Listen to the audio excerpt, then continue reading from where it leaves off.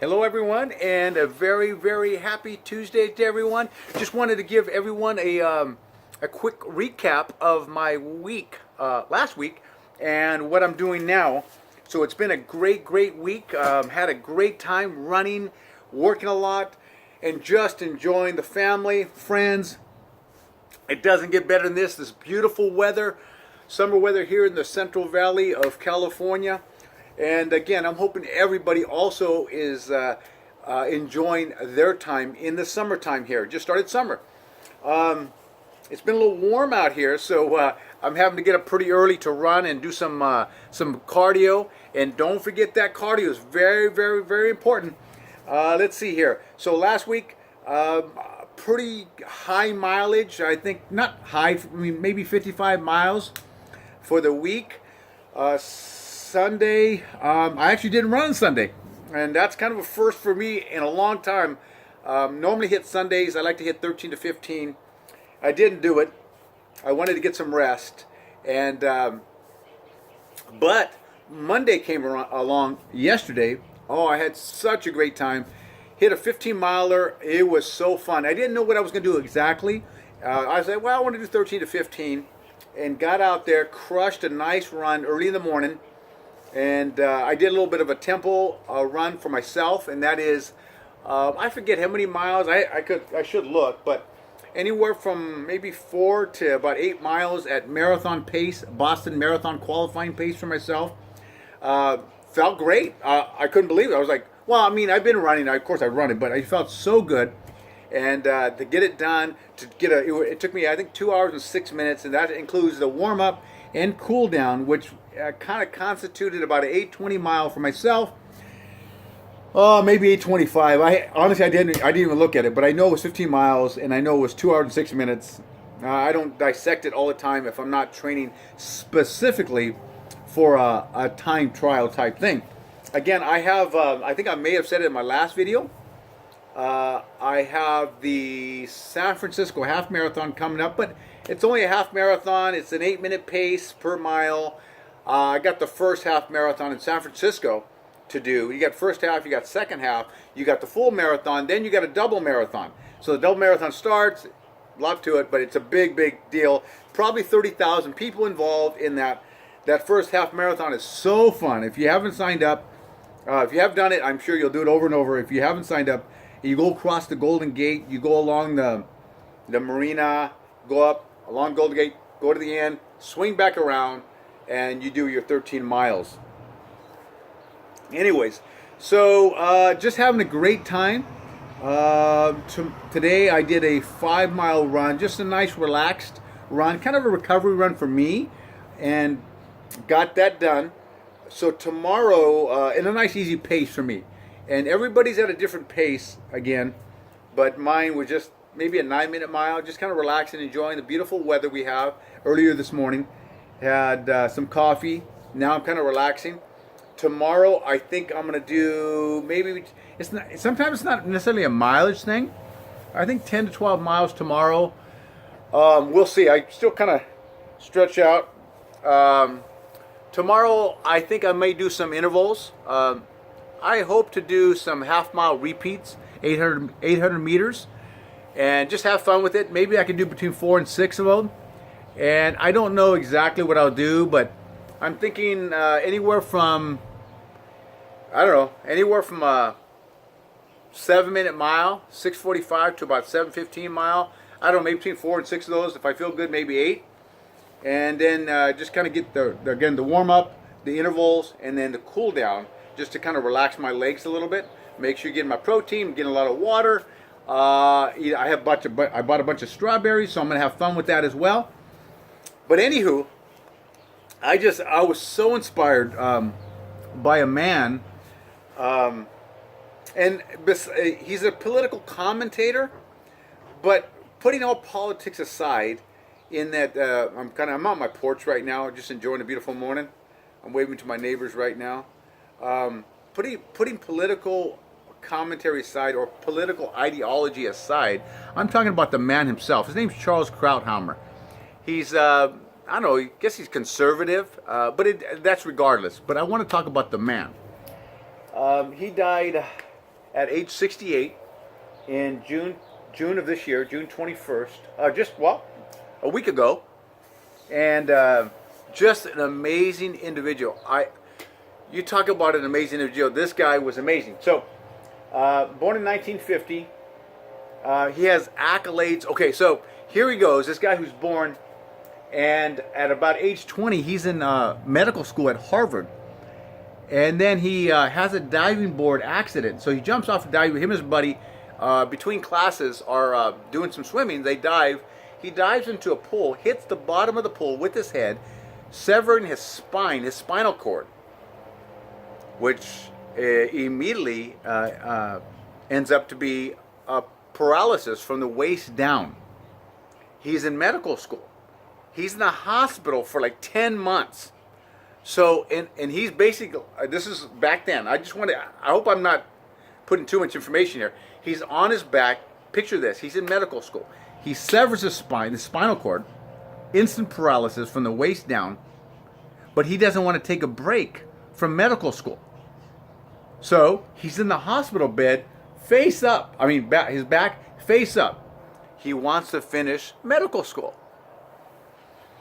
So he's got professors coming in. So he can't rotate. How does he do it? They do a, a projector up on the ceiling that he's able to finish his studies. And he can't hardly move. Excuse me here. He can't hardly move. I think he was probably from the chest down to that point. He was just really incapacitated to get around. So I don't think at that time he could even turn a page on a book. So he has 2 books up there. And he would ask people, instead of doing 1 book, he's got 2 books of the same book. Projectors. He finishes medical school from his back in the hospital. His PhD.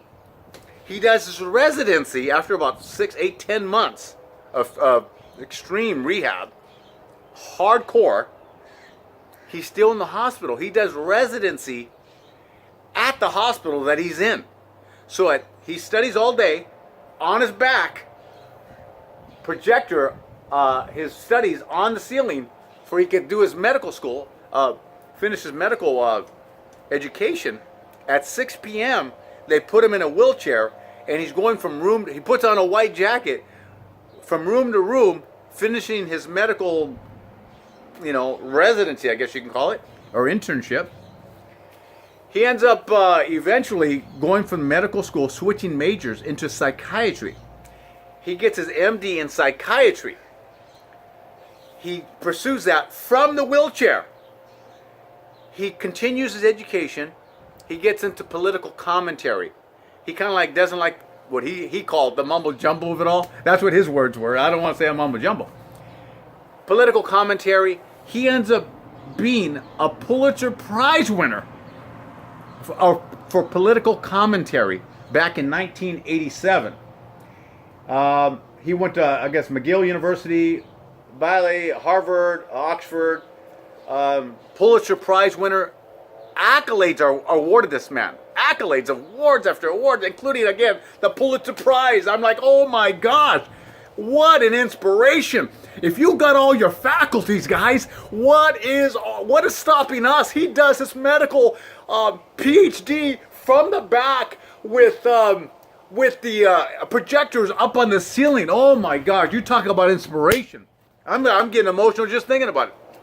Anyways, he influences the elections and he begins influencing Supreme Court justices, a world-renowned political commentary and brilliant mind from the wheelchair. Many people didn't know he was in a wheelchair, by the way, because he never complained about it. He accepted what had happened, but it was his reaction to the event that changed the course of history in his life and just a tinge in this country and in the world.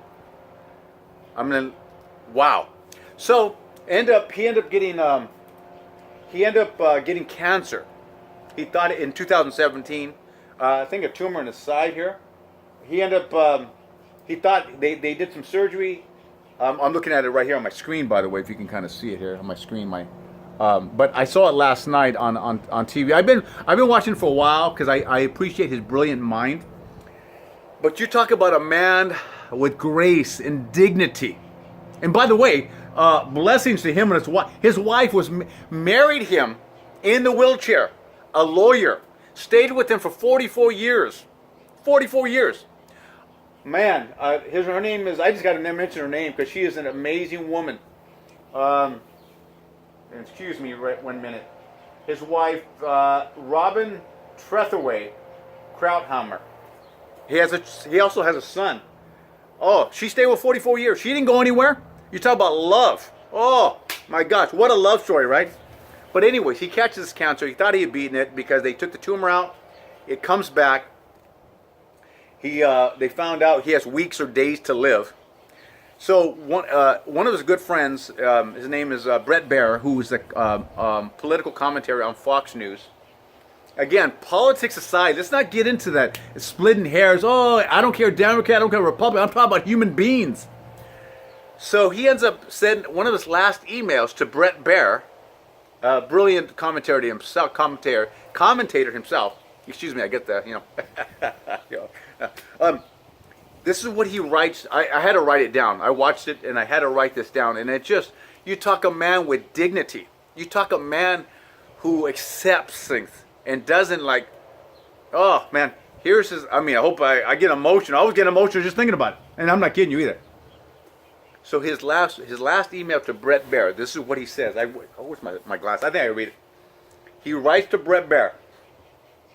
He says, I am forever grateful for your unwavering support and dedication to wanting to return me to my former life. And I'm only sorry I couldn't make it back to the desk by your side. But I leave this life with no regrets. It was a wonderful life. Oh, here I go. I'm trying not to get emotional.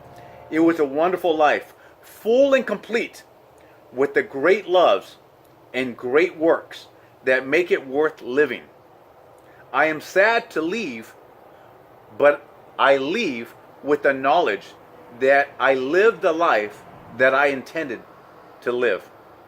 Best wishes, Charles. Oh my gosh, if that doesn't get you, if that doesn't inspire that you don't have breath in your lungs, guys, what can we do? I'm not in a wheelchair. I got all my faculties. I can run marathons. What can we do? He did all this, including the Pulitzer Prize winner. What can we do? And then when he passed away with dignity and with class, what can we do? Let's draw inspiration